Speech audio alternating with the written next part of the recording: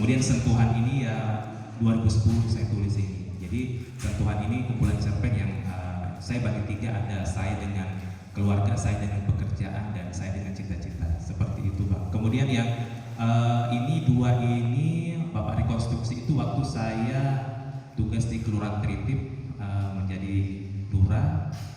Itu saya tulis waktu banjir, Ibu. Waktu banjir kita, Bu ya. Ini ibu guru saya di Tritip di SD 03, Bu ya. Iya. Kemudian sepatu sajid ini tahun kemarin saya tulis juga tentang kepercayaan diri seorang penjual sepatu, di settingnya di Muara Rapak. Saya lihat itu kok sepatu banyak ini dijual kok tidak laku-laku, jadi saya tulis lah. Saya mengambil saya ngajarin ceritanya di situ, saya ngajarin penjual sepatu itu untuk untuk upload video menjual sepatunya, tetapi sepatunya tidak salah satunya beda warna. Jadi seperti itu. Jadi satu merah, satu hitam, kemudian dia foto, kemudian posting, ujung-ujungnya dagangannya laku. Seperti itu. Dan itu Bang perjalanan saya, Bang.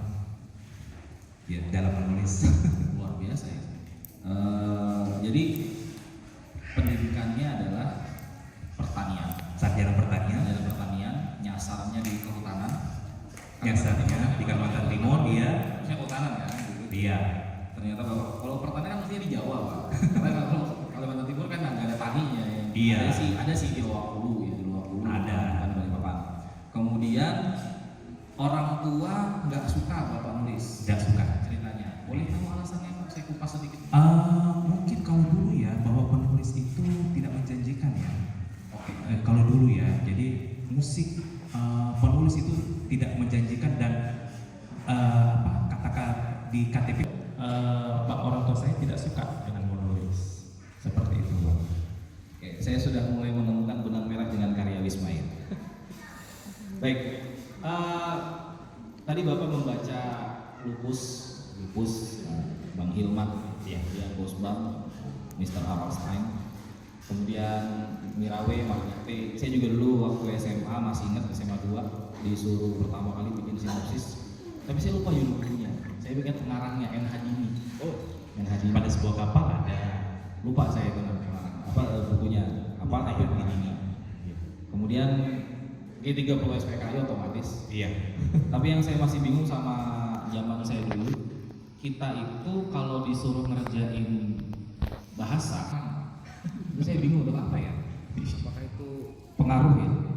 Nah, dengan segitu banyak, lumayan banyak buku-buku yang pernah Bapak baca. Menurut Bang Fajar, lupa Bang Fajar. Menurut Bang Fajar, influence terbesar gaya penulisan itu dari penulis mana? Iya. Kalau sama favoritnya apa? Favorit saya waktu remaja itu ya Hilman Lupus, karena kan itu yang paling banyak ya, belum ada yang lain-lain ya, baru Hilman Lupus. Kemudian saya itu begitu hijrah ya, waktu di Makassar sebelum kenal Perulikan Pena ya, tulisan kita ya amburadul ya, sesuai keinginan hati apa semua. Tetapi begitu gabung dengan Perulikan Pena, tulisan kita itu diarahkan pada ada nyawa atau ada ibrahnya yang kita bisa temukan dari situ, bahwa tulisan ini apa sih yang bisa bisa dipetik dari karya-karya kita itu, dan itu yang saya pegang sampai saat ini. Untuk penulis favorit saya siapa Bang ya? Banyak sih. Kemudian saran dari, nah itu juga saran waktu Wismaya ini mau dilahirkan, saya bertemu dengan 3 orang editor yang super luar biasa. Dan ketika membaca Wismaya sebelumnya ini, kata editor saya, Bapak genrenya kesini ya, tapi kok tidak nyambung gitu kan. Harusnya ini genre kalau romantis, romance itu ya harus ketemu, nanti bapak teman-teman baca ini tidak temu gitu. Jadi kata Mbak Fitri, editor saya, nanti diperbaiki ya, ininya lagi belajar lagi. Dan mohon maaf saya bilang kan Mbak Fitri, ini saya novel pertama yang baru menulis novel. Kalau biasanya kalau cerpen kan bisa langsung selesai, dan nulis novel ini butuh nyawa yang panjang, dan saya nulisnya ini di kantor Bapak Ibu. Jadi Wismaya ini saya tulis, kalau ke kantor itu kita 7:30 ya, saya jam 7 sudah di kantor, kemudian nulis dulu sampai 30 menit, dapat 2 lembar, nanti pulang baru nyambung lagi, seperti itu. Luar biasa. Jadi secara umum penulis favorit banyak Pak ya? Banyak Pak. Kalau genre favoritnya apa? Genre favorit, nah karena novel Mas, karena novel, dan saya lebih senang yang romance, dan sekarang sudah mulai membaca novel-novel yang genre romance, tetapi yang dekat-dekat, yang terlalu jauh lah Bang. Jadi yang dekat-dekat dengan permasalahan kita kayak ini Wismaya ini, karena saya suka nulis, bisa nyanyi, dan itu saya rasa ini dekat nih, sehingga itulah yang bisa saya tulis. Oke. Baik, luar biasa. Oke, kemudian gini, sebelum kita masuk, tinggal 1-2 pertanyaan sebelum masuk ke Wismaya ini. Menurut Bapak nih, menurut Bang Fajar, untuk teman-teman yang muda-muda, terutama generasi yang kalau ada apa-apa langsung googling, kalau ada apa-apa tanya ChatGPT, kalau ada apa-apa tanya AI. Menurut Bang Fajar, menulis itu penting nggak sih?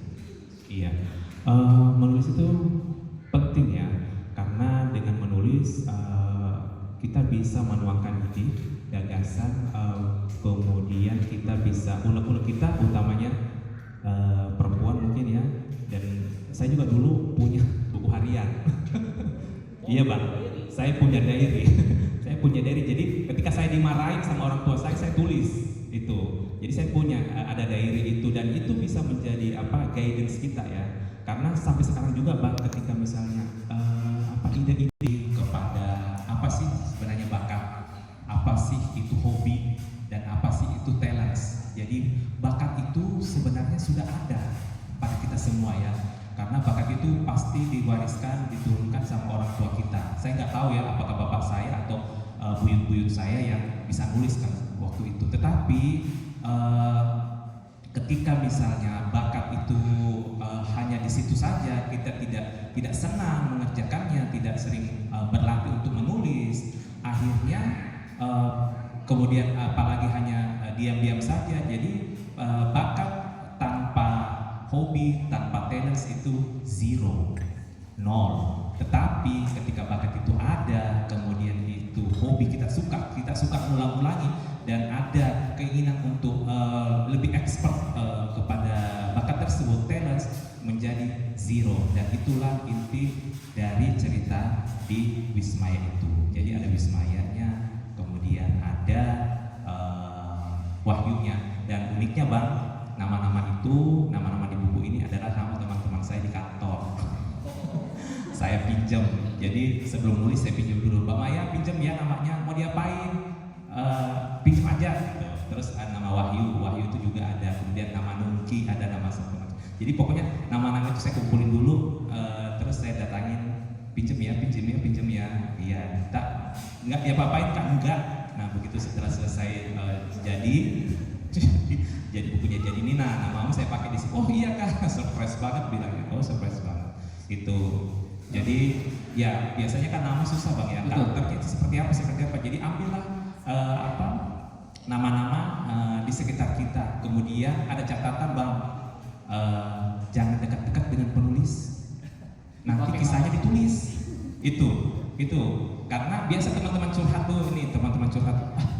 ada ide ini, ditulislah, walaupun kita bukan nama yang sebenarnya, tetapi misalnya nama Mbak Dian, saya pikir pakai nama Dian aja. Kemudian saya cari lagi misalnya, kalau saya pakai Andy aja tuh. Nah itu, jadi hati-hati kalau berdekatan dengan penulis. Wah ini masalah. Nanti saya tulis malam tidur sama penulis Bang. Bang. Kemudian kemudian mungkin ya setiap orang itu ada waktunya, dan mungkin saya di usia sekian baru bisa nulis novel, tetapi teman-teman yang baru, yang Gen Z, teman-teman yang milenial, umurnya yang sudah baru umur 20-an, 30-an sudah bisa nulis novel, dan itu lumrah-lumrah saja ya, karena setiap orang itu ada waktunya dan setiap waktu ada orangnya. Jadi jangan ada kata-kata terlambat, karena walaupun saya di usia begini ya saya paksakan untuk menulis novel seperti itu. Jadi tak ada Bang kata-kata terlambat. Betul, luar biasa ya. Kita masuk tentang Wisma ini. Karya ini, tadi ceritanya Bapak menyampaikan bahwa karya itu bercerita tentang talent, tentang bakat, dan tentang minat. Sesuatu yang memang awalnya diwariskan, tapi apakah kita asah dengan kegiatan, dengan kerja keras, ataukah kita biarkan dia berjamur, pelapuk dalam sudut kehidupan kita? Atau sebenarnya kita punya bakat, tapi hati kecil kita suka nggak sih sama bakat itu? Itu kalau istilahnya kan self acceptance, penerimaan diri pribadi. Dan yang ketiga, yang saya simpulkan di bacaannya, di buku yang saya baca, punya Bapak, bahwa bakat, minat itu tidak akan bisa sempurna tanpa lingkungan yang bisa mendukung itu semua. Betul ya? Betul. Iya, maka dari itu lingkungan ya, saya dengan ada organisasi kepenulisan apapun ya, salah satunya dengan BWF ini merupakan sarana untuk kita saling bertukar informasi, saling menyemangati. Kalau dulu di FLP dulu izin, saya sama Hanafi, salah satu penulis di Tenggara tuh, kalau misalnya saya sudah nulis, kita saing-saingin Mas. Mas saya sudah nulis, Mas Hanafi saya sudah nulis ini, kamu nulisnya apa gitu. Jadi ada pelecut semangat kita untuk menulis. Kemudian ketemu dengan BWF ini ada Mbak Fitri, ada Mbak Maulidia, kemudian ada Mbak Noni, ada Mbak Nisa. Wah, itu saya rasanya tertantang untuk kok perempuan bisa, kok saya enggak ya. Itu, dan Wisma ini lahir dari ketiga editor yang luar biasa, sampai saya sempat di sidang seperti harusnya seperti ini, harusnya seperti ini. Ya, nanti saya baiki di sela aktivitas kegiatan kita. Jadi seperti itu Bang. Oke. Untuk selama proses nulis Wismaya sendiri ada konflik of interest nggak dengan pekerjaan Bapak, dengan keseharian Bapak? Atau mungkin kalau boleh saya tanya dengan anak Bapak, ketika ayahanda ini sedang mencoba melahirkan proses aman aja benar. Kayaknya wajahnya penuh ketakutan Pak jawabnya. Karena udah dia. Wajahnya kayaknya agak takut jawabnya. Nggak dia terpulang nanti. Iya. Jadi ya saya, Bapak Ibu, saya di Badan Penanggulangan Bencana Daerah, dan ketika ada kejadian saya harus turun tangan seperti itu, dan makanya Bang saya di awal jadi datangnya lebih cepat 1 jam sebelumnya, dan saya bisa menyediakan 2-3 halaman. Setelah itu saya stop, baru saya bisa beraktivitas. Dan malam biasanya kalau laki-laki kita untuk urusan pekerjaan kan enggak ya, jadi di sela-sela sudah sholat isya kita sudah bisa mulai, walaupun istri kita sudah waduh seperti itu rasakan itu. Jadi saya usahakan setiap hari bisa menulis, walaupun itu tidak nyambung, walaupun itu tidak nyambung, tetapi kalau sudah ada kerangkanya kita bisa sambung-sambungkan gitu. Biasa kalau kita sudah nulis 2 lembar ini Bang, kemudian nyambungnya apa lagi, kan ada jeda waktunya. Yang di atas ini saya lanjutkan aja, walaupun tidak nyambung seperti itu. Yang penting hari-hari tetap ada tulisan, dan hari ini juga saya ada tulisan juga di Kaltim Pos tentang jalan-jalan, waktu jalan-jalan ke ujung Pandang Bang, jalan-jalan di Malino. Jadi kemudian kegiatan-kegiatan, ketika misalnya ada kegiatan di lapangan, saya juga tulis dan saya kirim ke koran Kaltim Pos dan Balpos seperti itu. Jadi supaya tulisan kita, hasrat kita untuk tulis tetap ada seperti itu. Pak Fajar dinas di BPBD. Iya, BPBD. Tapi kebetulan hari ini Bapak bersandingan dengan korban banjir, Pak. Saya penghuni MT Haryono. Oh, Banjir di daerah saya itu nggak tinggi-tinggi banget, dia seleher lah. iya. Seleher saya. Genangan Mas, kalau banjir itu Oh, genangan. ya kalau banjir itu durasinya 1 hari, tetapi kalau Balikpapan ini rata-rata 6-8 jam sudah surut. Jadi itu kategorinya genangan. Betapa tidak pentingnya penderitaan kita ya. Untuk jawaban ini kan kita bayar pajak, saudara-saudara. Oh, kita baru selesai. Oh baik, siap. Maaf, bawaan orang waktu mahasiswa keluar aja. Pak, Bang Fajar, tolong jelaskan sama calon-calon pembaca apa yang membuat karya Bang Fajar Wismaya itu menjadi sebuah karya yang worth to read, layak dibaca. Iya, ini sebenarnya refleksi ya. Ini refleksi bahwa kembali lagi ke saya menuliskan bahwa minat, bakat, dan talent itu harus diasah.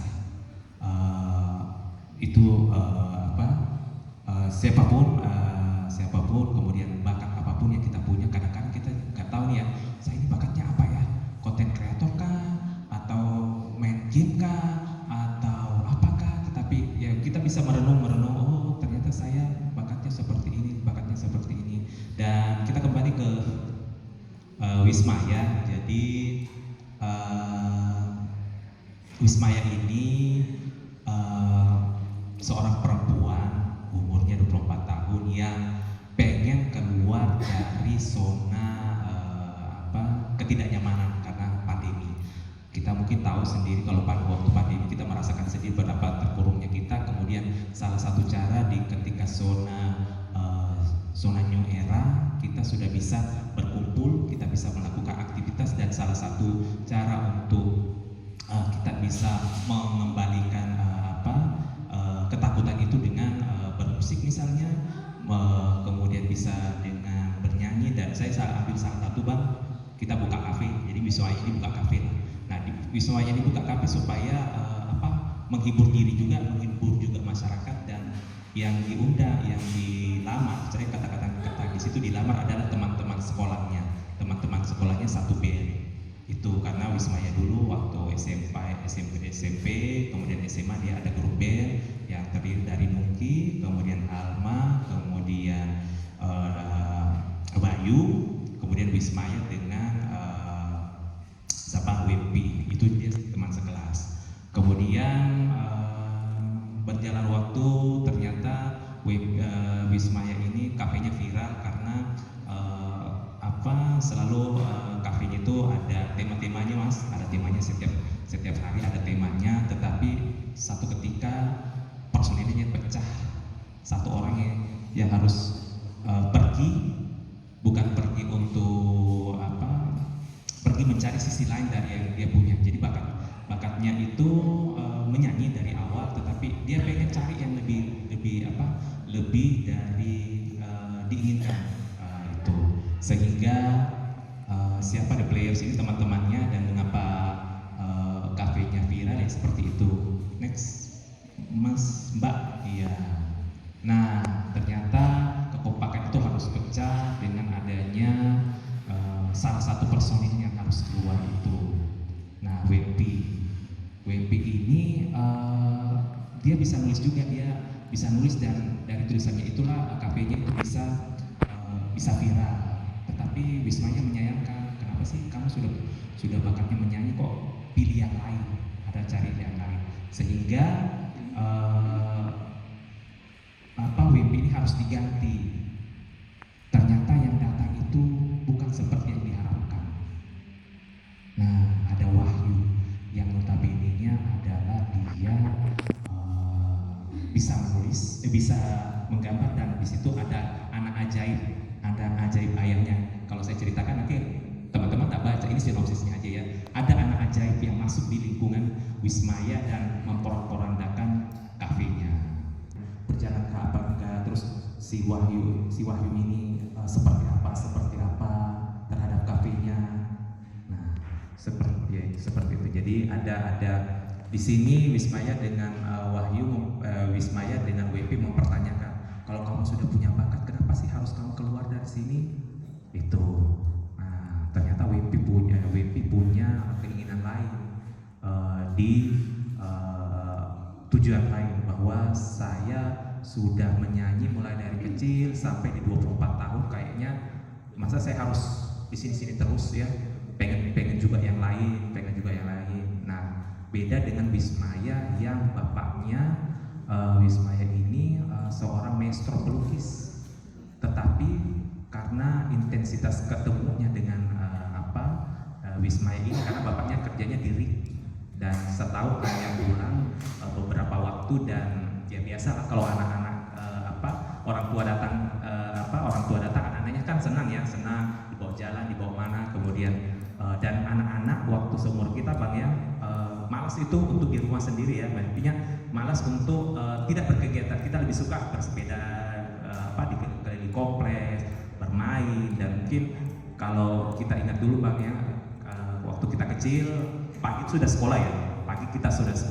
mungkin siang sampai sore itu kita ngaji sampai ngaji, kemudian malam itu sudah lelah, jadi bapaknya Wismaya ini tidak sempat mengajarkan untuk melukis, sehingga bakatnya itu tidak tersalurkan. Artinya hobinya untuk melukis sampai bisa ekspor itu tidak terjadi.